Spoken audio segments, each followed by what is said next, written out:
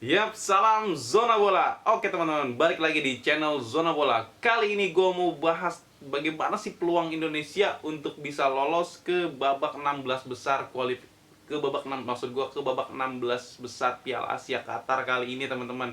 Setelah tadi malam ada dua tim yang punya potensi untuk lolos ke babak 16 besar bertanding. Karena sebelumnya di hari kemarin gue sudah memberikan emang gue nggak bikin video, tapi gue di sosmed gue memberikan skenario bagaimana sih bisa biar supaya Indonesia itu lolos gitu loh ke babak 16 besar. Yang pertama yaitu Syria, Palestina, kemudian Bahrain, Oman minimal bermain imbang.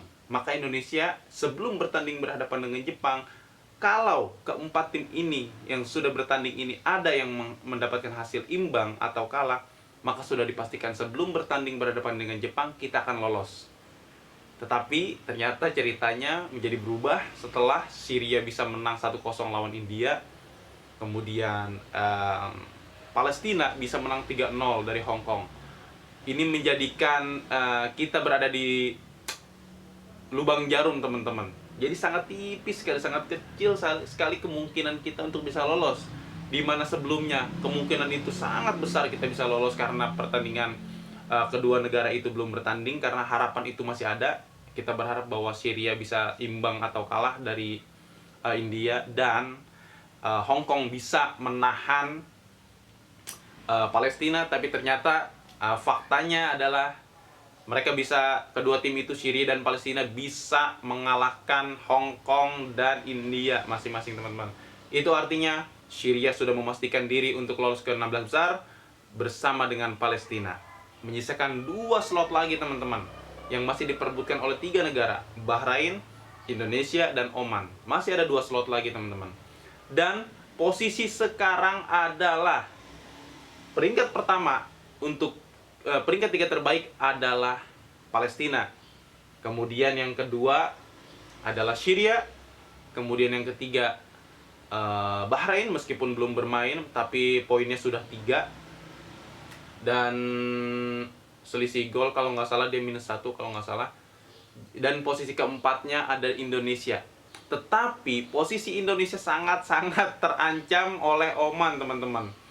Jadi ada 2 kemungkinan, ada 2 skenario bagaimana kita bisa lolos. Jadi tidak ada kemungkinan yang lain lagi teman-teman. Kalau kemarin masih banyak kemungkinan, sekarang tidak ada kemungkinan selain 2 kemungkinan ini ya teman-teman, skenario maksud saya. Yang pertama, jika kita ingin lolos, kita harus memastikan kemenangan atas Jepang berapapun skornya. Maka kita tidak akan melihat hasil dari pertandingan Oman berhadapan dengan Kyrgyzstan. Kemudian skenario yang kedua adalah Oman kalah berhadapan dengan Kyrgyzstan. Ketika Oman kalah dengan Kyrgyzstan, maka hasil kita berhadapan dengan Jepang tidak akan mempengaruhi apa-apa. Kita kalah, kita akan tetap lolos. Karena poin kita tidak akan terkejar lagi oleh Oman yang hanya mendapatkan poin 1, yang hanya baru mengumpulkan 1 poin.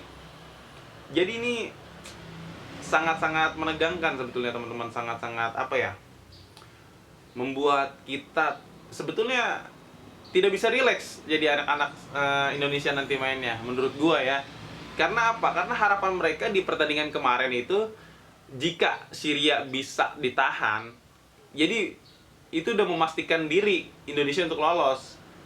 Atau Palestina yang ditahan, dan faktanya adalah mereka dua-duanya kalah. Jadi ini membuat Indonesia ada di under pressure kalau menurut gue teman-teman. Jadi ada di lubang jarum. Jadi mereka harus bisa mengalahkan Jepang atau bisa memberikan penampilan terbaik berhadapan dengan Jepang, sehingga kita tidak perlu melihat pertandingan dari Oman hasilnya berapapun. Kalau kita bisa mengalahkan Jepang, maka kita yang akan lolos ke babak 16 besar, dan itu akan merupakan sejarah bagi tim nasional kita teman-teman. Jadi peluang itu masih ada sebetulnya, asal kita bisa bermain fokus, bisa bermain solid, kita bisa menerapkan high press seperti apa yang kita lakukan berhadapan dengan Vietnam. Meskipun kita tahu bahwa kualitas Vietnam jauh di bawah Jepang, tapi tidak ada salahnya kita nothing tulus. Kita tidak perlu dibebani, karena kita meraih kemenangan di Piala Asia pun itu sudah merupakan sejarah bagi negara kita, di mana komposisi pemain kita rata-rata pemain muda teman-teman, 23 tahun, berapa bulan. Jadi rata-rata pemain kita adalah pemain muda teman-teman. Termuda, negara termuda di Piala Asia di antara semua kontestan Piala Asia. Jadi kita harus bangga sama tim nasional kita.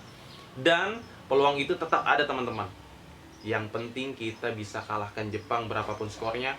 Kalau skenarionya imbang, kita asumsikanlah kita imbang berhadapan dengan Jepang, maka poin kita menjadi 4. Dan Oman misal menang berhadapan dengan Kirgistan, maka poinnya juga 4. Tapi siapa yang akan lolos? Kalau kita imbang dengan 0-0, maka Oman yang akan lolos karena agresivitas golnya. Kalau kita imbang dengan skor 1-1 atau 2-2 atau 3-3 dan seterusnya, minimal 1-1, maka Oman harus menang lebih dari 2 gol berhadapan dengan Kirgistan jika dia ingin lolos ke babak 16 besar. Jadi ini di ujung tanduk teman-teman, pertandingan yang sangat-sangat seru. Tapi sayangnya ini masih sangat disayangkan bahwa Oman itu bermain besok, tidak bersamaan dengan pertandingan kita. Jadi dia masih bisa menakar, dia masih bisa melihat sejauh mana peluang dia, sejauh mana dia harus bermain. Kalau kita kalah, Oman pasti dia akan main ngotot. Kenapa? Karena kemungkinan dia untuk lolos bahwa sangat terbuka besar karena Indonesia sudah kalah dan dia harus menang lawan Kirgistan besok. Otomatis motivasinya masih sangat tinggi untuk bisa mengalahkan Kirgistan, gitu loh. Tapi kalau Indonesia nanti malam menang 1-0 lah, kita katakan 1-0 atau imbang lah, pasti pasti Oman akan bermain nothing tulus juga, karena dia sudah tahu hasilnya siapa yang akan lolos, berapapun hasil yang dia berapapun kemenangan yang dia hasilkan dari Kirgistan, mau 1-0, 2-0, 3-0. Kalau Jepang berhasil dikalahkan oleh Indonesia, maka apapun hasil Oman, Indonesia yang akan tetap lolos. Karena poin Indonesia menjadi 4 dan tidak akan terkejar. Poinnya akan menjadi 6 dan tidak akan terkejar. Dan itu memastikan bahwa Indonesia menjadi runner up kalau kita menang berhadapan dengan Jepang, dan Jepang menjadi peringkat 3 terbaik. Di mana hitung-hitungannya Indonesia kalau lolos, kemungkinan besar kalau dia runner up, maka dia akan bertemu dengan slot Korea Selatan yang sudah menjadi juara grup. Dan kalau Indonesia lolos melalui peringkat 3 terbaik, maka Indonesia akan dipastikan bertemu dengan Australia yang sudah menjadi juara grup di grup C kalau gue nggak salah ya. Jadi hitung-hitungannya sangat menarik teman-teman, dan sangat mendebarkan juga untuk kita nantikan, bahwa kita berdoa, kita mudah-mudahan tim nasional kita bisa mampu mengalahkan Jepang. Jangan seri, menang.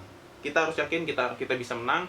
Anak muda ini hebat-hebat, anak muda ini mentalitasnya sangat tinggi, punya intelijensi yang sangat bagus, mobilitas dalam bekerja di tengah lapangan juga bagus.